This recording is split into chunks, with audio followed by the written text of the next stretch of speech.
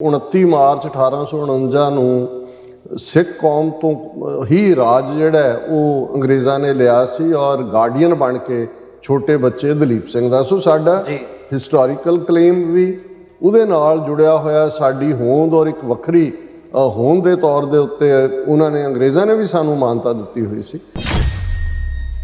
10 October 1947 ਦਾ ਜਦੋਂ ਭਾਰਤ ਦੀ home ministry ਵੱਲੋਂ ਤਿਆਰ ਸਰਕੂਲਰ ਜਿਹੜਾ ਉਸ ਵੇਲੇ ਦੇ ਪੰਜਾਬ ਦੇ ਗਵਰਨਰ ਚੰਦੂ ਲਾਲ ਤ੍ਰਿਵੇਦੀ ਨੇ ਜਿਹੜੇ 12-13 ਜ਼ਿਲ੍ਹੇ ਪੰਜਾਬ ਦੇ ਬਚੇ ਸੀ ਉਹਨਾਂ ਦੇ ਡਿਪਟੀ ਕਮਿਸ਼ਨਰਸ ਨੂੰ ਭੇਜਿਆ, ਜਿਸ ਦੇ ਵਿੱਚ ਸੀ ਕਿ ਸਿੱਖ ਸਾਰੇ criminal tribe and a menace to the law abiding Hindus. 47 ਤੋਂ 84 ਤੱਕ 37 ਵਰਿਆਂ ਦੇ ਸਫ਼ਰ ਦੀ ਗੱਲ ਕਰਦੇ ਤੇ ਇਹਨਾਂ 37 ਸਾਲਾਂ 'ਚ ਅਸੀਂ ਹਰ ਉਹ ਯਤਨ ਕੀਤਾ ਜਿਹੜਾ ਕਿ ਕੋਈ ਵੀ ਗੈਰਤਮੰਦ ਕੌਮ ਜਾਂ ਪੀਸ ਲਵਿੰਗ ਕੌਮ ਕਿਸੇ ਵੱਡੇ ਸਿਸਟਮ ਦੇ ਨਾਲ ਸੈਟਲਮੈਂਟ ਲਈ ਕਰ ਸਕਦੀ ਹੈ। ਸੰਤ ਪਿੰਡਾਂ ਵਾਲਿਆਂ ਦੇ ਅਲਫਾਜ਼ ਜਦੋਂ ਕਹਿੰਦੇ ਨੇ ਕਿ ਭਾਈ ਅਸੀਂ ਤੁਹਾਡੇ ਨਾਲ ਰਹਿਣਾ ਚਾਹੁੰਦੇ ਪਰ ਬਰਾਬਰ ਦੇ ਸ਼ਹਿਰੀ ਬਣ ਕੇ, ਉਹਨੇ ਬੜਾ ਇੰਪੋਰਟੈਂਟ ਸੀ ਕਿ ਵੀ ਅਸੀਂ ਗੈਰਤਮੰਦ ਕੌਮ ਹੈ, ਅਸੀਂ ਸੈਕੰਡ ਕਲਾਸ ਸਿਟੀਜ਼ਨ ਹੋਣਾ ਕਬੂਲ ਨਹੀਂ ਕਰਦੇ। ਅੱਜ ਤੁਸੀਂ ਦੇਖੋ ਕਿ CBSE ਦੇ ਸਿਲੇਬਸਾਂ 'ਚ ਕੀ ਨਿਕਲ ਰਿਹਾ ਹੈ, ਪੰਜਾਬ ਟੈਕਸਟ ਬੁੱਕ ਸਿਲੇਬਸ 'ਚ ਕੀ ਨਿਕਲ ਰਿਹਾ ਹੈ। ਈਵਨ ਜਿਹੜੀ ਸਾਡੀ ਆਪਣੀ ਬਾਡੀ ਸ਼੍ਰੋਮਣੀ ਗੁਰਦੁਆਰਾ ਪ੍ਰਬੰਧਕ ਕਮੇਟੀ ਹੈ ਉਹਦੇ ਵੱਲੋਂ ਕਿਸ ਕਿਸਮ ਦੀਆਂ ਕਿਤਾਬਾਂ ਕੌਣ ਪਬਲਿਸ਼ ਕਰਵਾ ਰਿਹਾ। ਪੰਜਾਬੀ ਯੂਨੀਵਰਸਿਟੀ ਪਟਿਆਲਾ ਜਿਹੜੀ ਬਣੀ ਪੰਜਾਬੀ ਜ਼ੁਬਾਨ ਦੇ ਨਾਂ 'ਤੇ, ਭਾਈ ਕਾਹਨ ਸਿੰਘ ਨਾਭਾ ਦਾ ਮਹਾਨ ਕੋਸ਼ ਰੀਪ੍ਰਿੰਟ ਨਹੀਂ ਜੇ ਪਹਿਲਾਂ ਕੀਤਾ ਤੇ ਉਹਦੇ 'ਚੋਂ ਹਿੰਦੂ ਤੋਂ ਵੀ ਐਲੀਮੈਂਟ ਵਾੜ ਦਿੱਤੇ। ਹੁਣ ਕਹਿੰਦੇ ਸਾਡੇ ਕੋਲ ਫੰਡ ਨਹੀਂ ਨੇ। ਮੋਦੀ ਗਵਰਨਮੈਂਟ ਦੀ ਪ੍ਰਾਇੋਰਟੀ ਦੇ ਵਿੱਚ ਸਭ ਤੋਂ ਉੱਤੇ ਮੰਗ ਇਹ ਹੈ ਕਿ ਜੀ ਖਾਲਿਸਤਾਨੀਆਂ ਦੀ ਆਵਾਜ਼ ਜਿਹੜੀ ਆ ਉਹ ਬੰਦ ਕਰੋ UK 'ਚ, ਔਰ ਉਹ ਵੀ ਕਹਿੰਦਾ ਹੈ ਕਿ ਜੀ ਅਸੀਂ ਐਂਟੀ ਐਕਸਟ੍ਰੀਮਿਸਟ ਟਾਸਕ ਫੋਰਸ ਬਣਾਵਾਂਗੇ।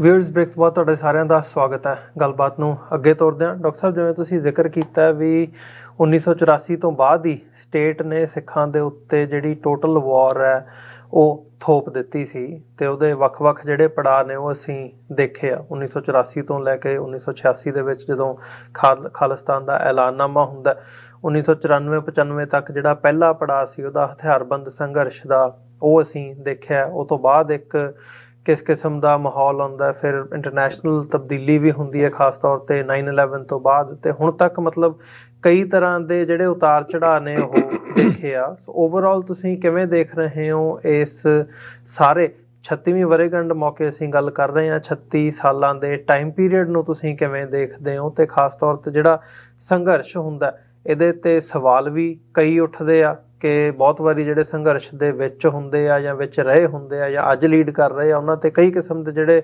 ਸਵਾਲ ਨੇ ਉਹ ਉਠਾਏ ਜਾਂਦੇ ਆ, ਕੀ ਕੀਤਾ, ਕੀ ਖੱਟਿਆ, ਕੀ ਪਾਇਆ। ਸੋ ਉਹਨਾਂ ਸਵਾਲਾਂ ਦੇ ਨਾਲ ਇਸ 36 ਸਾਲਾਂ ਦੇ ਸੰਘਰਸ਼ ਨੂੰ ਕਿਵੇਂ ਦੇਖਦੇ ਹੋ? ਦੇਖੋ, ਜਦੋਂ ਅਸੀਂ ਬਾਰ-ਬਾਰ 36 ਸਾਲ ਦਾ ਜ਼ਿਕਰ ਕਰਦੇ ਹਾਂ ਤੇ ਇਹ ਕਿਉਂਕਿ ਜਿਵੇਂ ਮੈਂ ਕਿਹਾ ਵੀ ਫਾਈਨਲ ਵਾਟਰਸ਼ੈਡ ਸੀ, ਇਸ ਲਈ 36 ਸਾਲਾਂ ਦਾ ਲੇਖਾ ਜੋਖਾ ਇੰਪੋਰਟੈਂਟ ਹੋ ਜਾਂਦਾ ਹੈ।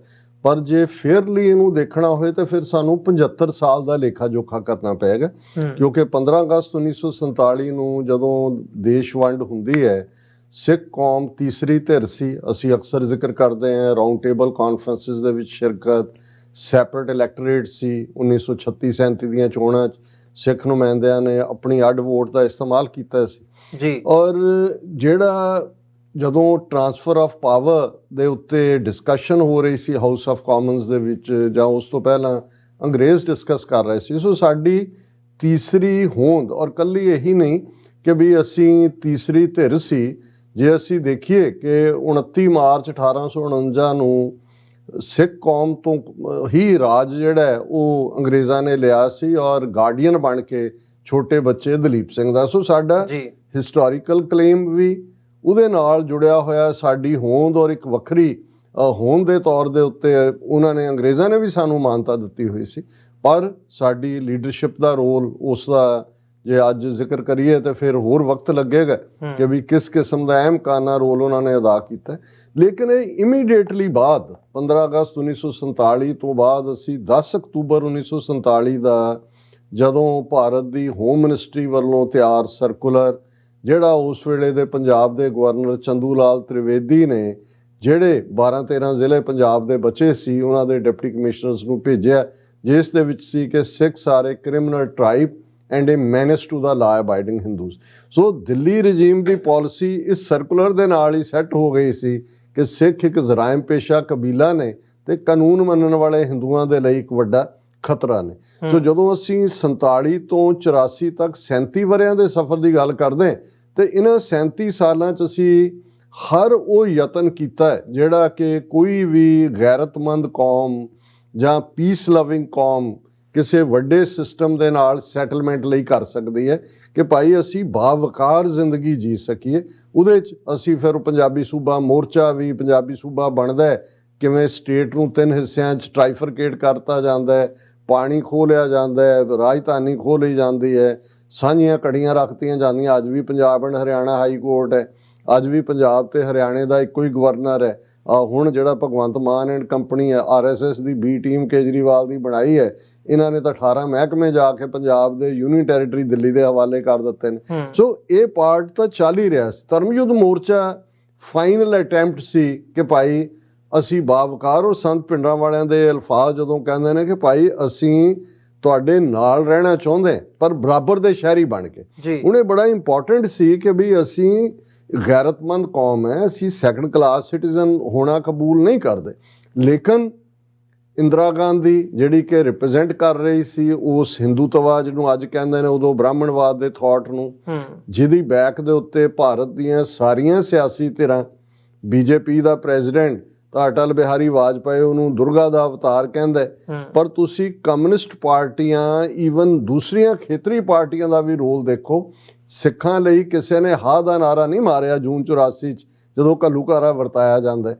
ਔਰ ਜਦੋਂ ਅਸੀਂ ਅਨਡਿਕਲੇਅਰ ਟੋਟਲ ਵਾਰ ਕਹਿੰਦੇ, ਉਹਦਾ ਮਤਲਬ ਹੁੰਦਾ ਹੈ ਕਿ ਵੀ ਜਦੋਂ ਕੋਈ ਮੁਲਕ ਕਿਸੇ ਦੇ ਖਿਲਾਫ ਫੌਜ ਭੇਜਦਾ ਹੈ ਉਹ ਡਿਕਲੇਰੇਸ਼ਨ ਆਫ ਵਾਰ ਕਰਦਾ ਕਿ ਵੀ ਅਸੀਂ ਇਹ ਕਰ ਰਹੇ, ਔਰ ਫਿਰ ਉਹ ਮੁਲਕ ਜਿਹੜਾ ਉਹ ਜਵਾਬੀ ਆਪਣੇ ਲੋਕਾਂ ਨੂੰ ਖੜਾ ਕਰਦਾ ਕਿ ਵੀ ਅਸੀਂ ਵੀ ਡਿਕਲੇਅਰ ਕਰਦੇ, ਇਵੇਂ ਜੰਗ ਸ਼ੁਰੂ ਹੁੰਦੀ ਹੈ। ਲੇਕਿਨ ਇਹ ਜਿਹੜੀ ਟੋਟਲ ਵਾਰ, ਜਦੋਂ ਟੋਟਲ ਵਾਰ ਅਸੀਂ ਲਫ਼ਜ਼ ਕਹਿੰਦੇ ਹਾਂ, ਇਹਦਾ ਮਤਲਬ ਮਹਿਜ਼ ਟੈਰੀਟਰੀ ਤੇ ਕਬਜ਼ਾ ਕਰਨਾ ਨਹੀਂ। ਟੈਰੀਟਰੀ ਤਾਂ ਉਹਨਾਂ ਦੇ ਕਬਜ਼ੇ 'ਚ ਹੀ ਸੀ, 47 ਤੋਂ ਹੀ ਹੈ।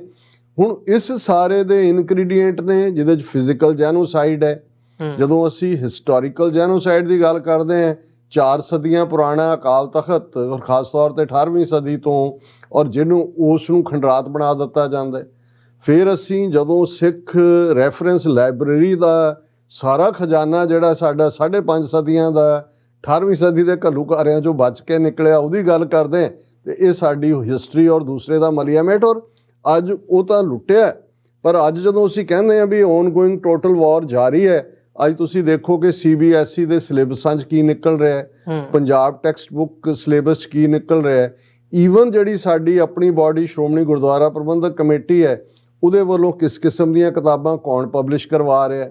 ਪੰਜਾਬੀ ਯੂਨੀਵਰਸਿਟੀ ਪਟਿਆਲਾ ਜਿਹੜੀ ਬਣੀ ਪੰਜਾਬੀ ਜ਼ੁਬਾਨ ਦੇ ਨਾਂ ਤੇ, ਭਾਈ ਕਾਹਨ ਸਿੰਘ ਨਾਭਾ ਦਾ ਮਹਾਨ ਕੋਸ਼ ਰੀਪ੍ਰਿੰਟ ਨਹੀਂ ਜੇ ਪਹਿਲਾਂ ਕੀਤਾ ਤੇ ਉਹਦੇ 'ਚੋਂ ਹਿੰਦੂ ਤੋਂ ਵੀ ਐਲੀਮੈਂਟ ਵਾੜ ਦਿੱਤੇ, ਹੁਣ ਕਹਿੰਦੇ ਸਾਡੇ ਕੋਲ ਫੰਡ ਨਹੀਂ ਨੇ।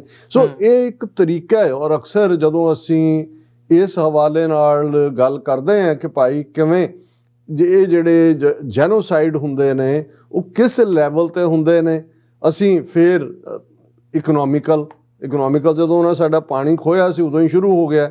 ਕਿਸਾਨ ਮੋਰਚੇ ਦਾ ਅਸੀਂ ਦੇਖਿਆ ਕਿ ਭਾਈ ਕਿਵੇਂ ਚਲਾਕੀ ਨਾਲ ਈਵਨ ਇਹ 3 ਖੇਤੀ ਕਾਨੂੰਨ ਪਾਸ ਕਰਨ ਤੋਂ ਪਹਿਲਾਂ ਹੀ ਵੱਡੇ ਸਾਈਲੋ ਜਿਹੜੇ ਨੇ ਉਹ ਮੋਗੇ ਦੇ ਵਿੱਚ, ਹਰਿਆਣੇ ਦੇ ਵਿੱਚ ਅੰਬਾਨੀ, ਅਡਾਨੀ, ਪਤੰਜਲੀ ਇਹਨਾਂ ਦੇ ਹਵਾਲੇ, ਔਰ ਤਿੰਨੋਂ ਹੀ ਖੇਤੀ ਕਾਨੂੰਨ।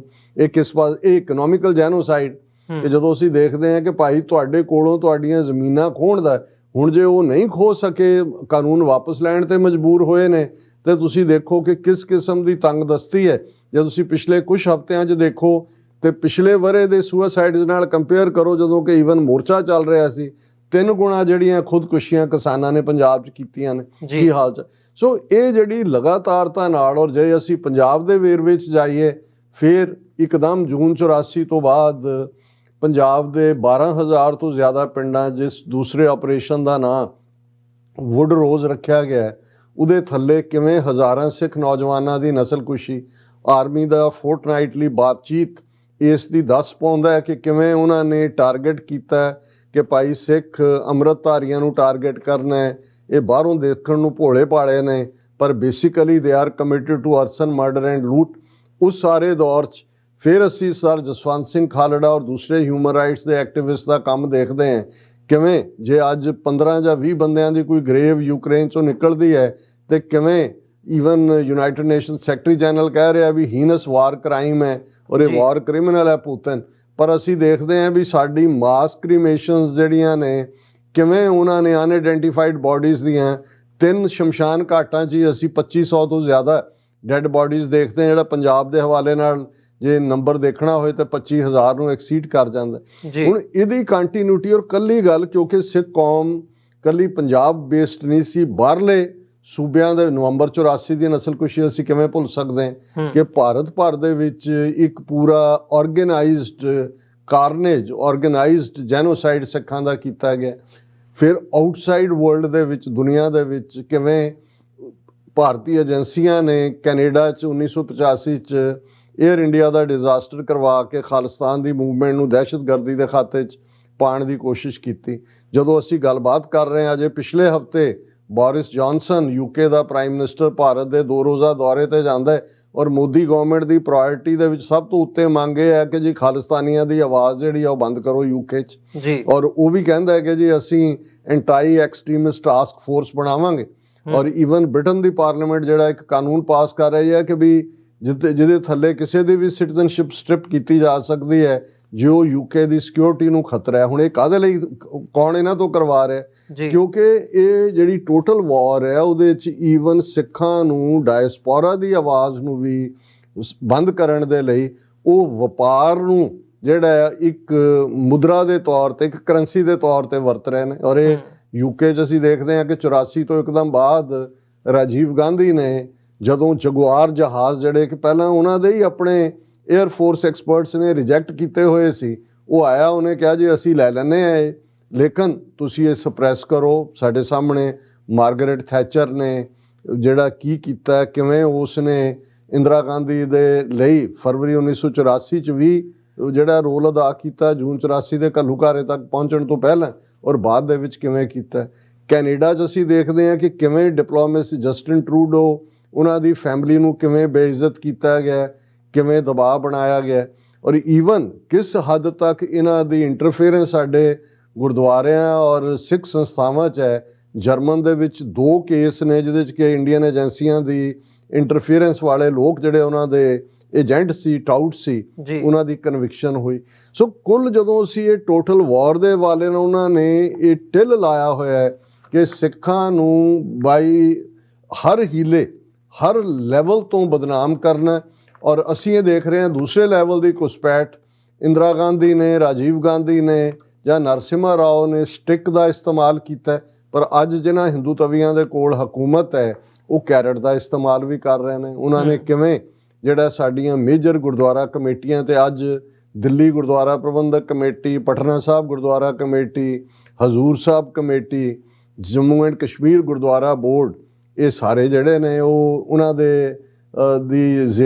ਦੀ ਤਾਬਿਆ ਚਲੇ ਗਏ ਨੇ। ਕਿਵੇਂ ਨੁਮਾਇੰਦਿਆਂ ਦੇ ਨਾਲ ਅੱਜ ਜਦੋਂ ਅਸੀਂ ਗੱਲਬਾਤ ਕਰ ਰਹੇ ਹਾਂ, ਜੇ ਡੀਟੇਲ ਤਾਂ ਨਹੀਂ ਆਈ, ਲੇਕਿਨ ਡਾਇਸਪੋਰਾ ਸਿੱਖਾਂ ਦਾ ਇੱਕ ਵੱਡਾ ਵਫਦ ਅੱਜ ਮੋਦੀ ਨੂੰ ਮਿਲਣਾ ਹੈ, ਜਿਨ੍ਹਾਂ ਦੇ ਵਿੱਚ ਦਰਸ਼ਨ ਸਿੰਘ ਧਾਲੀਵਾਲ, ਜਿਹਨੂੰ ਕਿਸਾਨ ਮੋਰਚੇ ਦੇ ਚੱਲਦੇ ਏਅਰਪੋਰਟ ਤੋਂ ਵਾਪਸ ਮੋੜ ਦਿੱਤਾ ਸੀ ਜੀ, ਉਹਨੇ ਲੰਗਰ ਲਾਇਆ ਹੋਇਆ, ਉਹ ਵੀ ਇਨਵਾਈਟਡ ਹੈ। ਉਹਦੇ 'ਚ ਹੋਰ ਕੌਣ ਨੇ, ਜਦੋਂ ਤੱਕ ਅਸੀਂ ਕੱਲ ਗੱਲ ਕਰ ਸਕਾਂਗੇ, ਕੱਲ ਜਾਂ ਪਰਸੋਂ, ਤੇ ਫਿਰ ਸਾਹਮਣੇ ਆਏਗਾ ਕਿ ਵੀ ਡਾਇਸਪੋਰਾ 'ਚ ਕਿਸ ਲੈਵਲ ਦੇ ਲੋਕ ਨੇ।